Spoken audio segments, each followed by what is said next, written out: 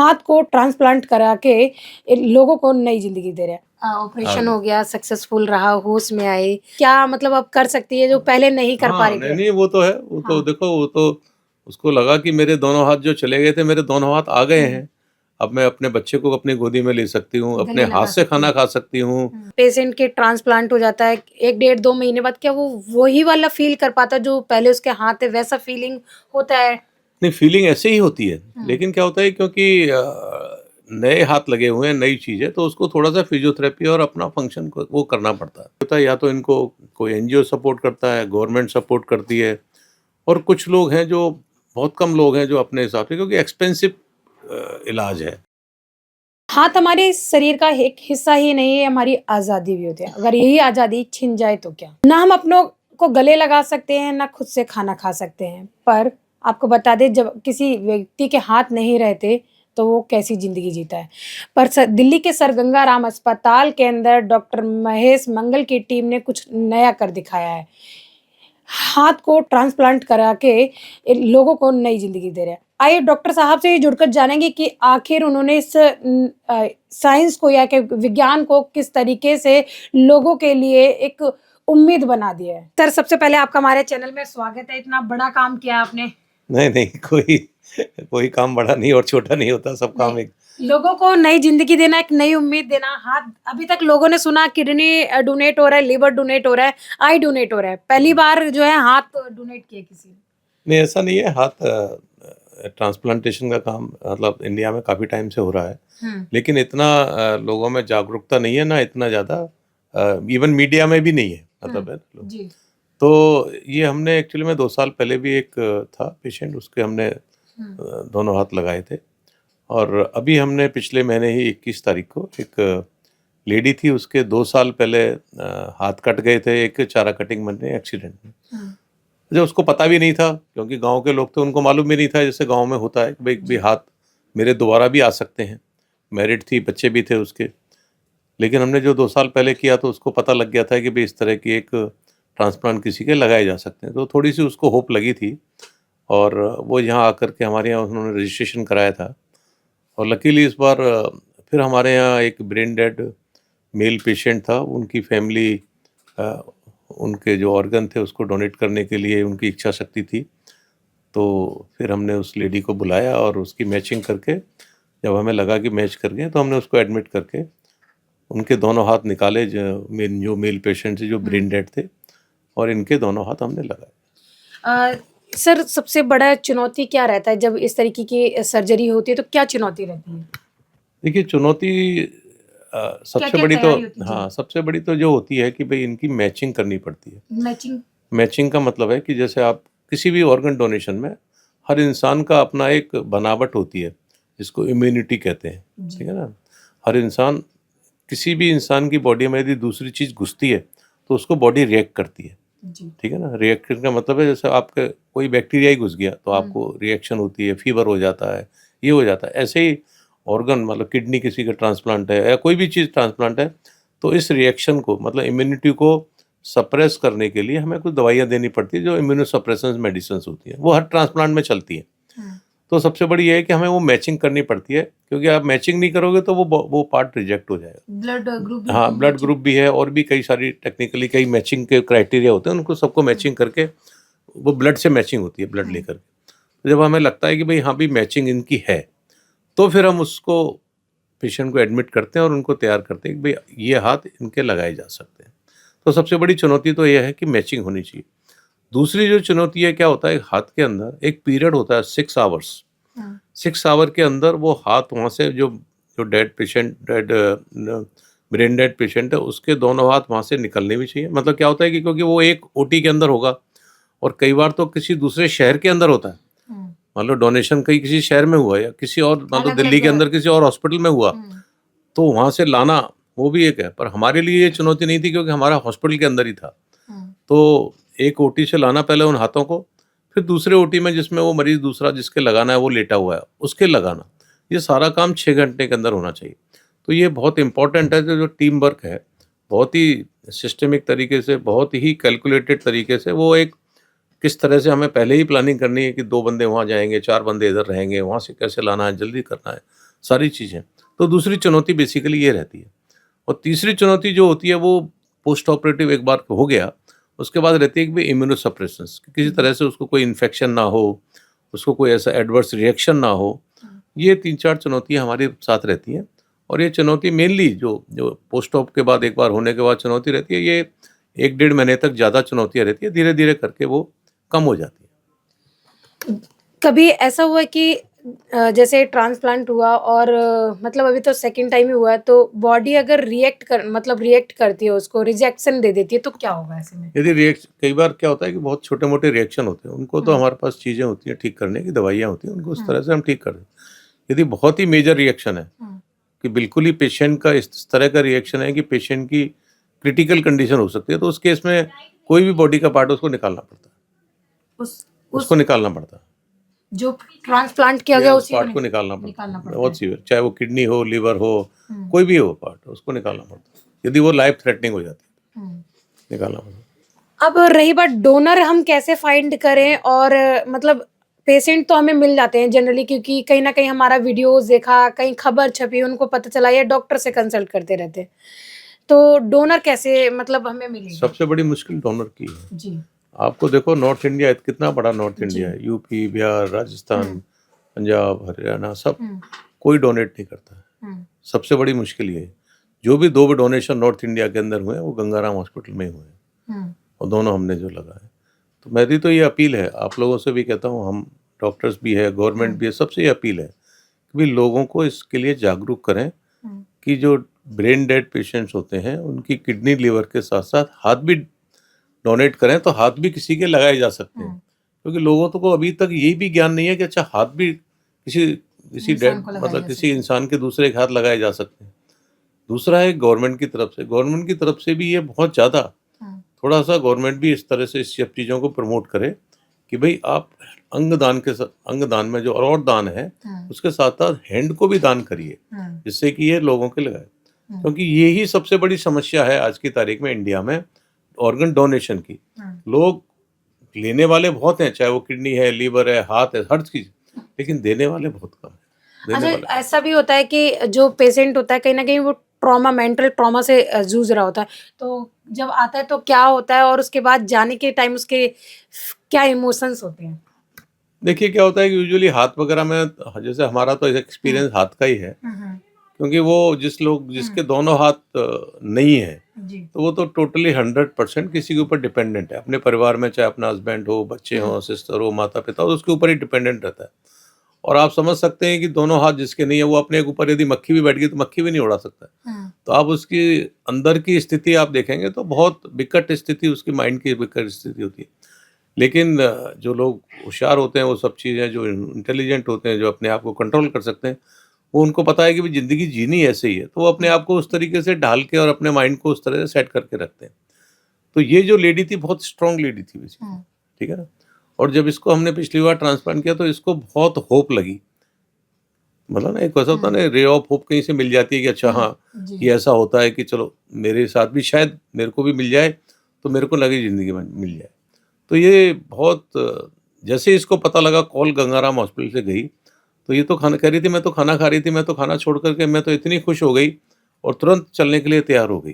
तो आप समझ सकते हो कि कितनी खुशी अब इसको कितनी खुशी है कि मेरे दोनों हाथ मेरे वापस मेरे को जब ऑपरेशन हो गया, सक्सेसफुल रहा, होश में आई, तो मतलब क्या सबसे मतलब बोला कि क्या मतलब अब कर सकती है जो पहले नहीं कर पा रही थी? नहीं वो तो है, वो तो देखो, वो तो उसको लगा कि मेरे दोनों हाथ जो चले गए थे, मेरे दोनों हाथ आ गए हैं। अब मैं अपने बच्चे को अपनी गोदी में ले सकती हूँ, अपने हाथ से खाना खा सकती हूँ, अपने हाथ से जो अपना दिनचर्या का काम है वो कर सकती हूँ। तो ये तो उसके लिए खुशी का ठिकाना नहीं।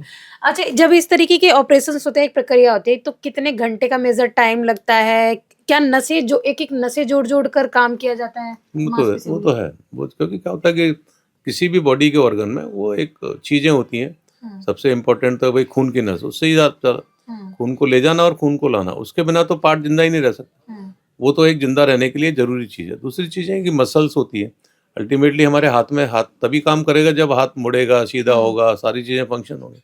उसके लिए मसल्स हैं, नर्व्स हैं, टेंडन्स हैं, ये सारी चीज़ें, तो हर चीज़ को जोड़ना पड़ता है। तभी हाथ वो काम करेगा ठीक तरीके से। क्या जब पेशेंट के ट्रांसप्लांट हो जाता है 1 डेढ़ 2 महीने बाद, क्या वो वही वाला फील कर पाता है जो पहले उसके हाथ है, वैसा फीलिंग होता है? नहीं, फीलिंग ऐसे ही होती है, हम्म। लेकिन क्या होता है क्योंकि नए हाथ लगे हुए हैं, नई चीज़ है, तो उसको थोड़ा सा फिजियोथेरेपी और अपना फंक्शन को वो करना पड़ता है। क्योंकि हाथ जो हमारी जो जो कोई भी चीज़ एक बार हाथ कट गया या नस कट गई है, तो उसको दोबारा से रीगेन करने में थोड़ा वक्त लगता है। लेकिन उसको क्योंकि हाथ तो उसके पहले थे ही, कट गए थे, अब दोबारा लग गए, तो उसको जो फीलिंग है वो ऐसे ही फीलिंग होगी, लेकिन उस फीलिंग को इतना डेवलप होने में, पूरा फंक्शन होने में वक्त लगता है, उसके लिए एक्सरसाइज करनी पड़ती है। कि जनरली जो नॉर्मल डेथ होती है, क्या वो लोग भी ऑर्गन डोनेट कर सकते हैं? नहीं, क्या होता है कि जो डेथ नॉर्मल जैसे क्या होता है, अचानक डेथ हो गई किसी की, हार्ट अटैक हो गया और डेथ हो गई, वो नहीं डोनेट कर सकते। उनके सिर्फ या तो आई ली जा सकती है, आई क्या है, मरने के 2 घंटे तक बात ले सकते हो, या उनकी स्किन ली जा सकती है। और ये जो ऑर्गन है, लिवर है, किडनी है, हाथ है, ये नहीं ले जा सकते। ये सारे जो लिए जा सकते हैं वो बीटिंग हार्ट के ऊपर। बीटिंग है, जैसे ब्रेन डेड पेशेंट होता है, उनका ब्रेन खत्म हो जाता है। ब्रेन खत्म होने से क्या होता है कि वो उनके जो लंग के फंक्शन है वो भी धीरे धीरे खत्म होने लग जाते हैं, लेकिन वो हार्ट चलता रहता है उनका। तो उस पेशेंट्स के ही ये ऑर्गन लिए जा सकते हैं।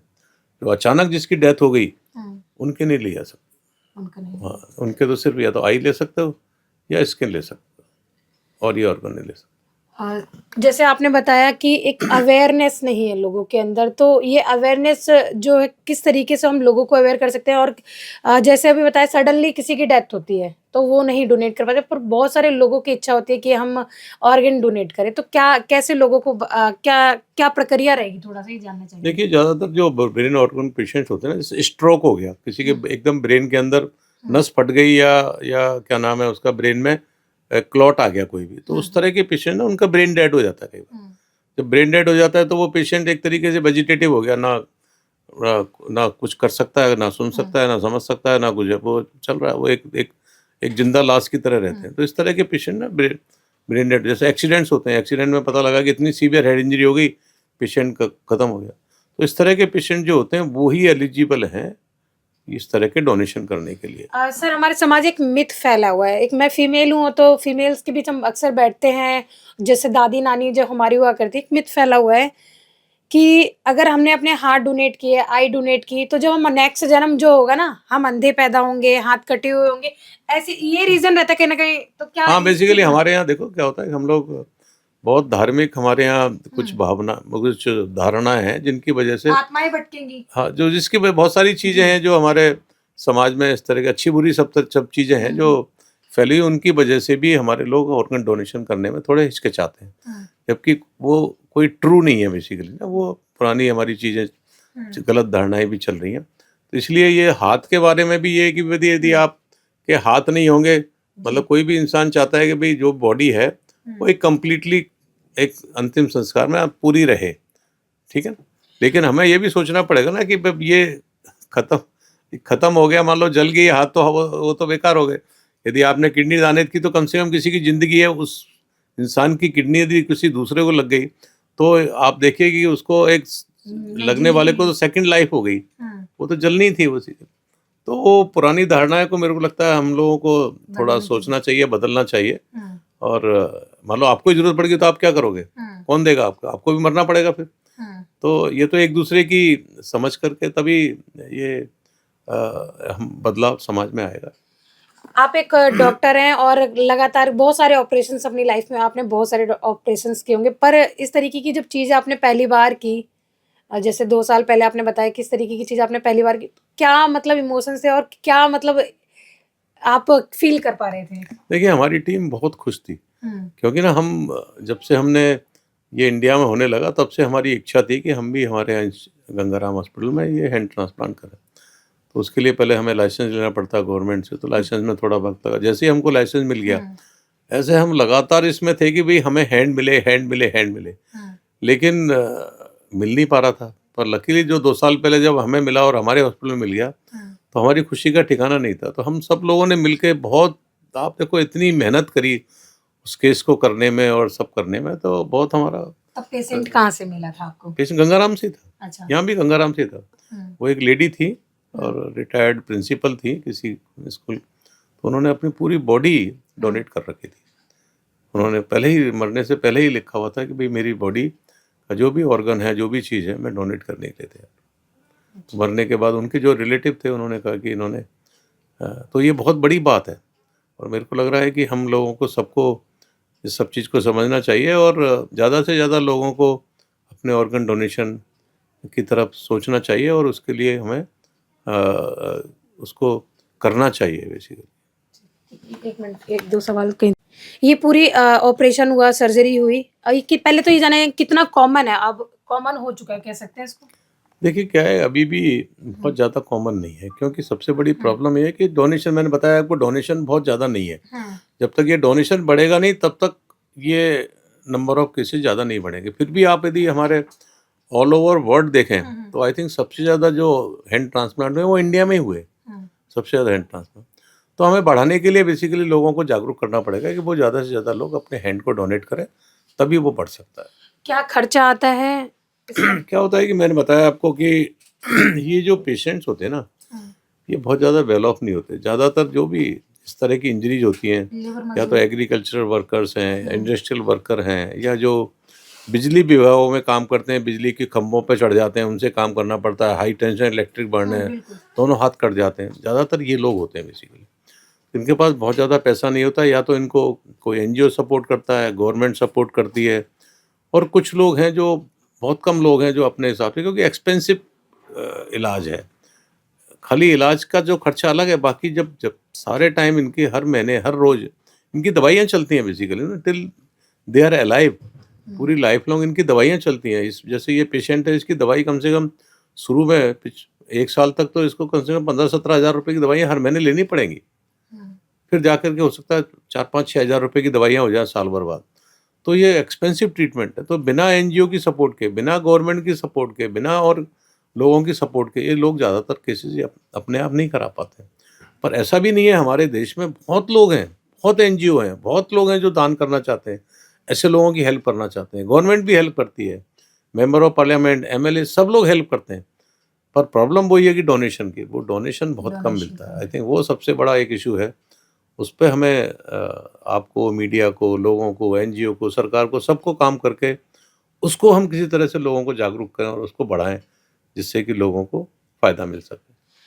कितने घंटे की सर्जरी रही और कौन लोग आपकी टीम में कितने लोग शामिल थे? उनके कुछ लोगों के नाम भी जानना चाहिए। देखिए 2 टीमें होती हैं और करीब 12 घंटे सर्जरी चली है। 2 हाथ के लिए, क्योंकि 2 हाथ, क्योंकि दोनों हाथों को लाना है और दोनों हाथों पे काम करना है, तो ये तो हमारी टीम में कम से कम 12 लोग थे, जिसमें से जो हमारे सीनियर लोग थे वो डॉक्टर अनुभव गुप्ता हैं, जो हमारे सीनियर प्लास्टिक सर्जन हैं, डॉक्टर भीम नंदा हैं, वो भी हमारे साथ सीनियर प्लास्टिक सर्जन हैं, डॉक्टर निखिल झुंझुनवाला हैं, वो हमारे हैंड सर्जन हैं, और हमारे कई सारे लोग हैं जो डॉक्टर्स होते हैं जो हमारे यहाँ पढ़ाई करते हैं, वो बहुत सारे लोग हैं।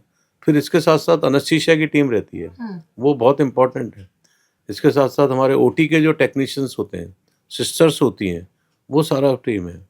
तो ये काफ़ी टीम, मतलब पूरा टीम वर्क है। एनेस्थीसिया से सर एक सवाल आया कि जब जनरली किसी की डिलीवरी हो रही होती है तो उसको एक ऐसा एनेस्थीसिया देते वो होश में भी होता है, क्या इस तरीके के ऑपरेशंस में भी वो आधा होश में होता है क्या, समथिंग ऐसा? ऐसा नहीं, इन पर्टिकुलर ऐसे केसेस में नहीं होता, बहुत सारे केसेस होते हैं। जैसे आपने बताया कि ये डिलीवरी वाला है, उसमें क्या होता है कि वो पीठ के अंदर, स्पाइन के अंदर इंजेक्शन लगा देते हैं, ठीक है ना। तो उससे क्या होता है कि लोअर बॉडी का लोअर हिस्सा पैरालाइज हो जाता है या बेहोश हो जाता है, ऊपर का हिस्सा रहता है, तो आप कॉन्शियस रहते हो।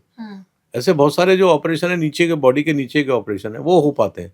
मान लो हमने एक हाथ का ऑपरेशन करना है, तो हम गले के अंदर ये इंजेक्शन लगा देते हैं, वो हाथ सुन्न हो जाता है, ठीक है ना। पर जो बड़ी सर्जरी होती है, जब 12 घंटे 15 घंटे उस तरह की सर्जरी है, तो उनमें क्या होता है कि पूरा एनेस्थीसिया देना ही सेफ है और वही बेटर रहता है। आपने पूरी प्रक्रिया सुनी डॉक्टर के माध्यम से कि क्या पूरी प्रक्रिया रही, और सर गंगाराम अस्पताल के अंदर इस दूसरी बार जो है किसी को जो है हैंड ट्रांसप्लांट किए गए। इस बार आपको बता दें एक महिला को पुरुष के हाथ लगाए गए, एक हाथ कोहनी के पास से तो दूसरा हाथ जो है कलाई के पास से ट्रांसप्लांट किया गया। इससे पहले एक व्यक्ति जो पेशे से एक पेंटर था, ट्रेन दुर्घटना में उसका दोनों हाथ कट गए, तो उनको पहली बार सर गंगाराम अस्पताल के अंदर हैंड ट्रांसप्लांट किया गया।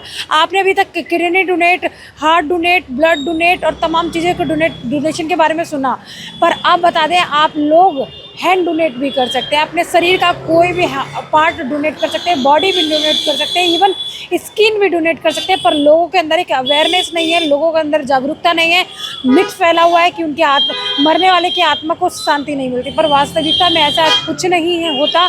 अगर आप किसी मरने अपने प्रियजन का जो मर रहा होता है या उसका ब्रेन डेड हो जाता है, उसके शरीर का कोई अंग डोनेट करेंगे तो उससे नए लोगों को जो है जीवन मिलेगा।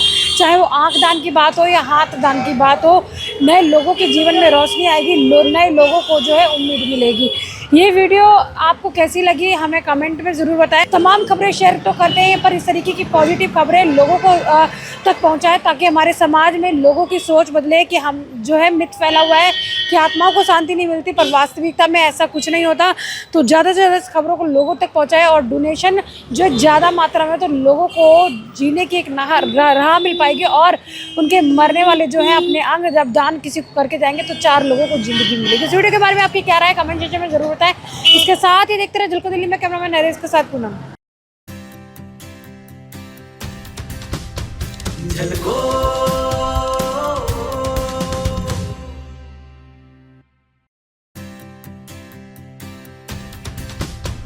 झलको